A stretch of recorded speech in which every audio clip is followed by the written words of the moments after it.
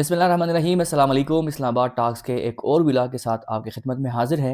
आज का व्लॉग बहुत ही इंटरेस्टिंग इसलिए है कि इसमें साबिक लेफ्टिनेंट जनरल रिटायर्ड और साबिक वज़ीर बराए इंसानी हुकूक, उन्होंने जो आर्टिकल 243 के हवाले से अपने ख़दशात का इज़हार किया है, उन ख़दशात से आपको आगाह करेंगे।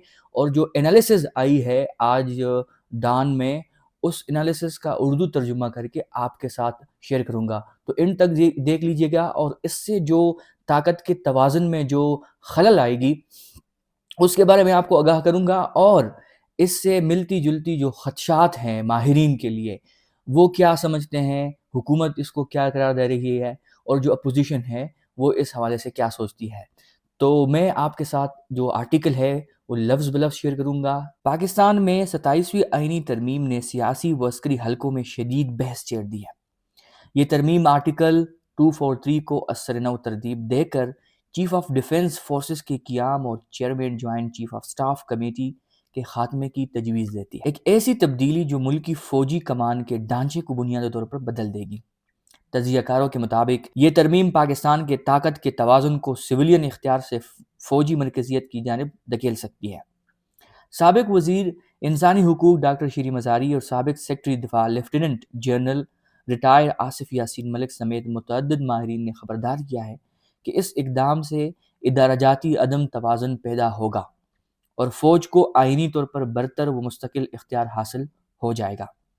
नाक़िदीन इसे इस्लाह नहीं बल्कि इदाराजाती कब्ज़ा करार दे रहे हैं, जबकि हुकूमती हलकों का दावा है कि ये महज मौजूदा निज़ाम को आइनी शक्ल देने की कोशिश है। ताहम माहिरीन मुत्तफ़िक़ है कि अगर फ़ौजी ढांचे की मरकज़ियत को आइनी तहफ़्फ़ुज़ मिल गया तो मुस्तक़बिल में कोई भी सिविलियन हुकूमत इसे बदलने की काबिल नहीं रहेगी, और यही ख़दशा है कि पाकिस्तान के लिए ताकत के नए तवाज़ुन और जमहूरी ढांचे के मुमकिना बिगाड़ की सबसे बड़ी घंटी है। ये उसका इंट्रो है उस आर्टिकल का। अब जो आर्टिकल आया है वो बाक़िर सज्जाद साहब का है।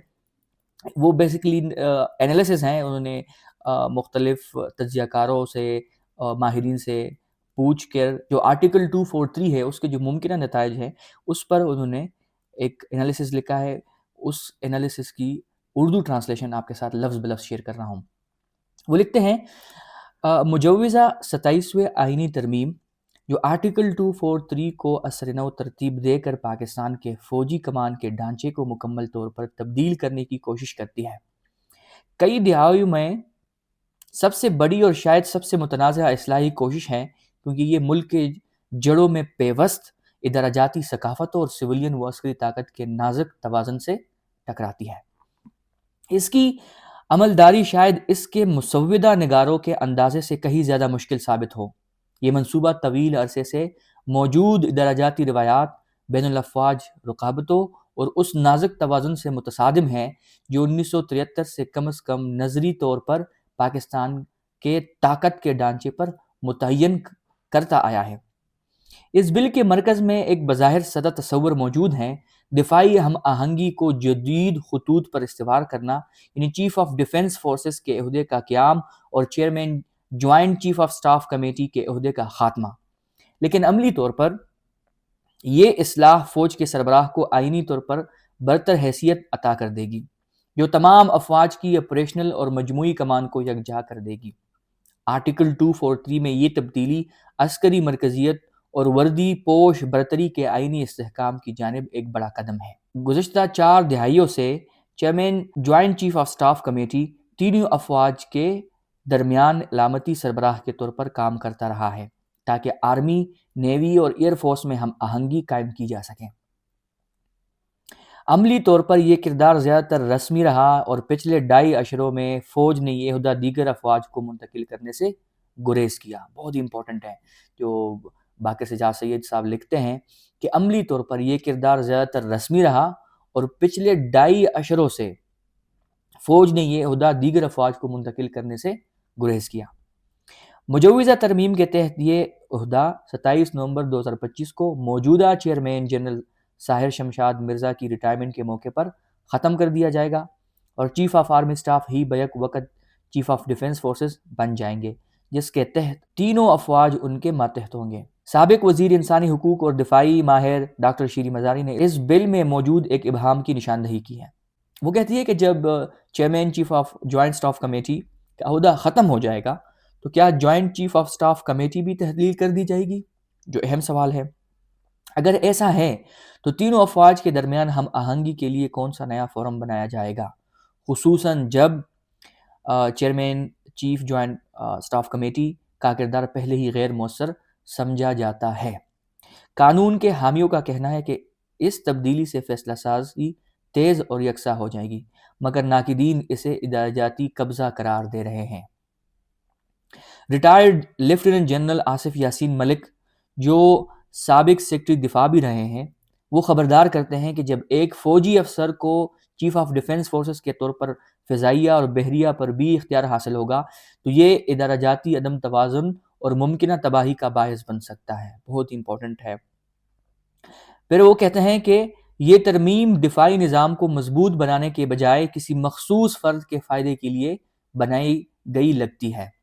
اس کا بھی مطلب یہ ہے کہ کسی اداروں کو نہیں، یا کسی دفاعی نظام کو مضبوط کرنے کے لیے، کسی ایک شخص کو مضبوط کرنے کے لیے ایسا لگ رہا ہے کہ یہ سب کچھ ہو رہا ہے۔ یہ تنقید پاکستان کی عسکری ثقافت کے بنیادی مسئلے کو اجاگر کرتی ہے، یعنی تینوں افواج کے درمیان گہری رقابت جہاں پر ایک اپنی خود مختاری اور نظریہ جنگ کا محافظ ہے۔ ایئر فورس اور نیوی طویل عرصے سے اپنی خود مختاری کو زمینی کمان کے ماتحت کرنے کی کوششوں کی مزاحمت کرتی آئی ہے۔ ان مختلف عسکری روایات، ایئر فورس کے تیز رفتار، غیر مرکزی فیصلوں کے عمل اور فوج کے سخت درجہ بند کمان کے ڈھانچے کو ہم آہنگ کرنا ہمیشہ مشترکہ کمان کی اصلاحات کی کمزوری ثابت ہوا ہے۔ نئے نظام میں ایک اہم سوال یہ ہے کہ فضائیہ اور بحریہ میں تبادلے، تعیناتیہ اور ترقیوں پر کس کا اختیار ہوگا۔ کیا ان دونوں افواج کے سربراہان یہ اختیار آسانی سے چھوڑ دیں گے؟ ڈاکٹر مزاری خبردار کرتی ہے کہ اگر ایئر فورس اور نیوی میں ترقیوں کا فیصلہ ایک فوجی نژاد CDF کرے گا تو یہ طویل مدت میں دل آزاری اور مرال میں کمی کا باعث بن سکتا ہے۔ اس نے ایک اہم سوال اٹھایا۔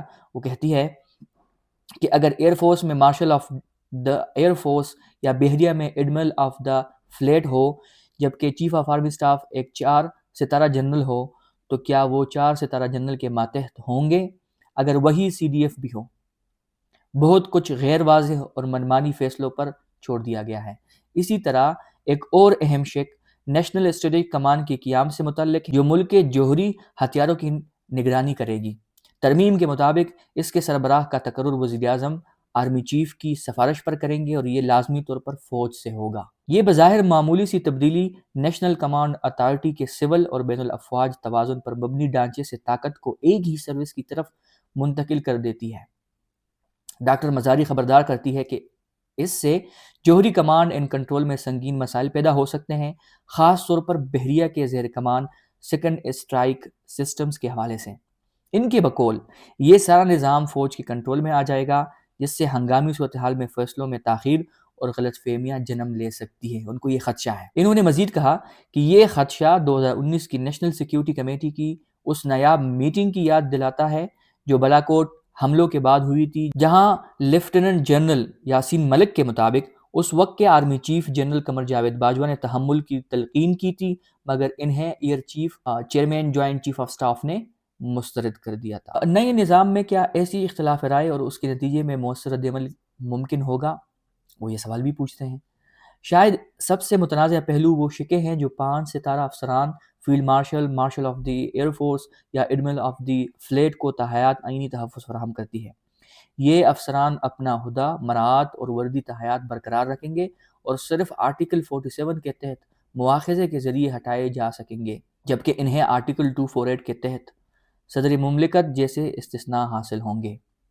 یہ زبان بظاہر جنرل عاصم منیر کو مئی میں بحث سے تصادم کے بعد فیلڈ مارشل کے عہدے پر ترقی دینے کے غیر معمولی اقدام کو قانونی تحفظ دینے کے لیے تیار کی گئی ہے۔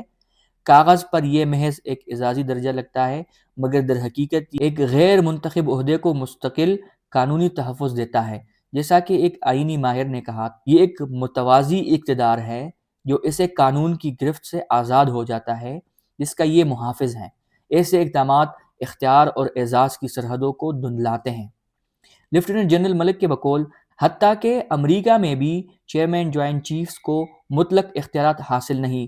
5 ستارہ افسران کو تحیات تحفظ دینا سول بالادستی کے اصول کو الٹ دیتا ہے۔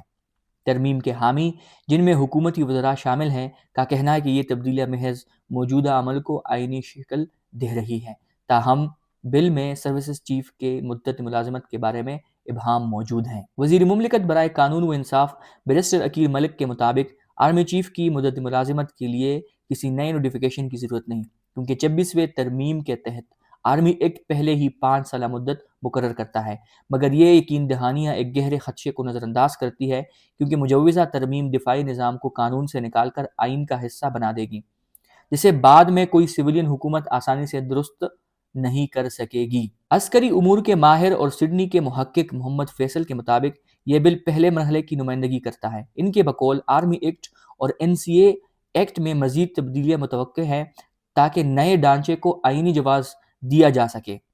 یہ اسٹریٹجک فورسز کو بھی ایک متحد کمان کے تحت لا سکتا ہے۔ یہ رجحان ہم آہنگی سے زیادہ مرکزیت پاکستان کی عسکری سیاست کے بنیادی تضاد کو ظاہر کرتا ہے۔ ہر بار جب مشترکہ نظام کی کوشش ہوتی ہے وہ بالآخر درجہ بندی اور کنٹرول میں بدل جاتی ہے۔ داؤ پر بہت کچھ لگا ہے۔ پاکستان کا آئین ہمیشہ سویلین اور عسکری طاقت کے توازن کے لیے تجربات سے گزرتا رہا ہے۔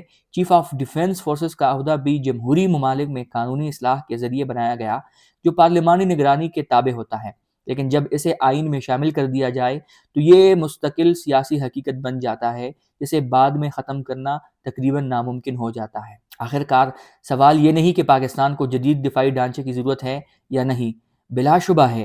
سوال یہ ہے کہ کیا یہ جدیدیت درجاتی توازن کی قیمت پر ہونی چاہیے؟ تاریخ ایک انتباہ دیتی ہے، جب فوجی طاقت کو آئینی تحفظ مل جاتا ہے تو وہ شاذ و نادر ہی رضاکارانہ طور پر پیچھے ہٹتی ہے۔ آرٹیکل 243 کا مقصد مسلح افواج پر سویلین اخطار کو برقرار رکھنا تھا۔ 27ویں ترمیم کے نتیجے میں یہ خطرہ ہے کہ یہ شق فوجی بالادستی کے چارٹر میں تبدیل ہو جائے گا۔ سید باقر سجاد صاحب نے بہت ویل بیلنسڈ قانونی ماہرین سے، پولیٹیکل لوگوں سے، عسکری لوگوں سے بات کر کے ایک منظم طریقے سے انہوں نے انالیسس پیش کیے ہیں۔ اس انالیسس کے حوالے سے آپ کی کیا رائے ہے؟ ہمیں اپنی رائے سے ضرور آگاہ کیجیے گا۔ ملتے ہیں نیکسٹ ولاگ میں، تب تک کے لیے اللہ حافظ۔